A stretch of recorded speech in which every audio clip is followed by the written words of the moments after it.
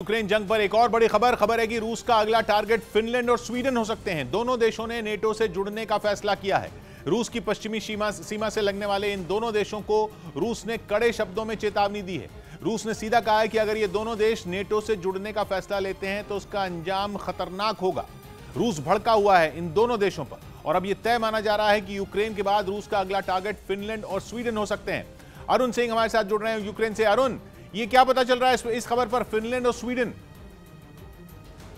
जी किशोर, Ukraine पर रूस के हमले की वजह भी यही नेटो है, क्योंकि रूस को लगता था कि यूक्रेन नेटो के करीब जा रहा है और अब रूस दो और देशों को निशाना बना सकता है जिसमें फिनलैंड और स्वीडन का नाम है, क्योंकि ये दोनों देश नेटो में शामिल होने को बेकरार हैं और ये बात रूस को बर्दाश्त नहीं है। इसलिए हो सकता है कि आने वाले दिनों में स्वीडन और फिनलैंड भी रूस के निशाने पर आ जाए। तो यूक्रेन में छिड़ी जंग के बीच यूरोप में अगली जंग की भी बुनियाद पड़ती दिख रही है। फिनलैंड और स्वीडन को रूस लगातार चेतावनी दे रहा है कि अगर उन्होंने नेटो की सदस्यता ली तो अंजाम खतरनाक होगा।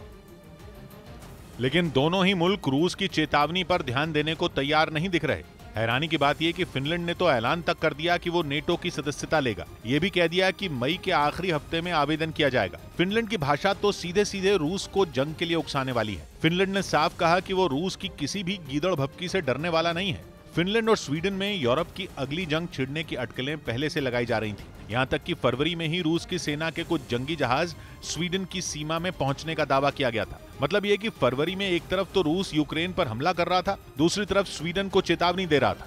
लेकिन रूस की इस चेतावनी का असर हुआ बिल्कुल उल्टा। रूस की कोशिश ये थी कि स्वीडन और फिनलैंड डर जाएं और नेटो से फासला बना लें। लेकिन हुआ यह कि दोनों देशों ने नेटो की सदस्यता लेने का अपना फैसला और पक्का कर लिया।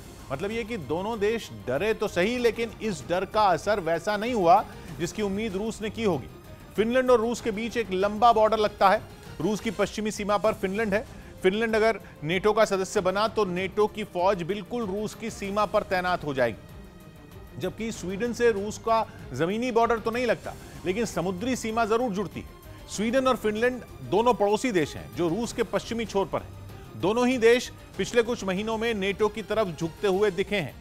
ऊपर से 24 फरवरी को यूक्रेन में रूस की फौज के घुसने के बाद दोनों देशों में इस बात पर सर्वे कराया गया कि वहां की जनता नेटो के साथ जाने के पक्ष में है या नहीं।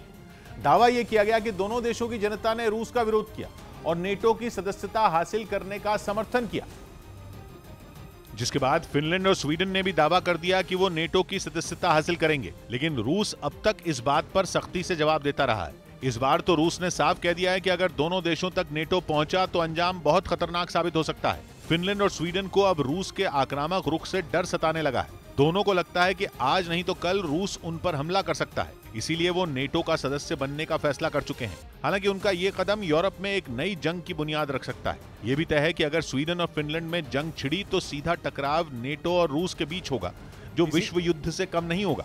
इसीलिए फिनलैंड में लंबे वक्त से जंग की तैयारियां भी चल रही हैं। खासतौर पर अब तो यूक्रेन की जंग भी फिनलैंड के सामने एक मिसाल के तौर पर मौजूद है। दावा यह है कि फिनलैंड पिछले कुछ महीनों में बंकर बनाने के काम पर तेजी से लगा हुआ है। वहां पर करीब 50,000 बंकर बनाए जा चुके हैं। कोशिश यह है कि अगर जंग की नौबत आई तो फिनलैंड के आम लोगों की जान बचाई जा सके।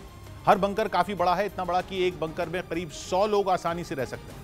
ऐसे बहुत सारे बंकर दूसरे विश्व युद्ध के वक्त यूरोप के लगभग सभी देशों में बनाए गए थे। मतलब यह है कि फिनलैंड के 50,000 बंकरों में 50 लाख लोगों को ठहराया जा सकता है, जो फिनलैंड जैसे देश के हिसाब से काफी बड़ी संख्या है। फिनलैंड की कुल जनसंख्या ही करीब 55 लाख के करीब, और उसकी इस तैयारी का मतलब यह है कि वो रूस से टकराने के लिए पूरी तैयारी कर रहा है।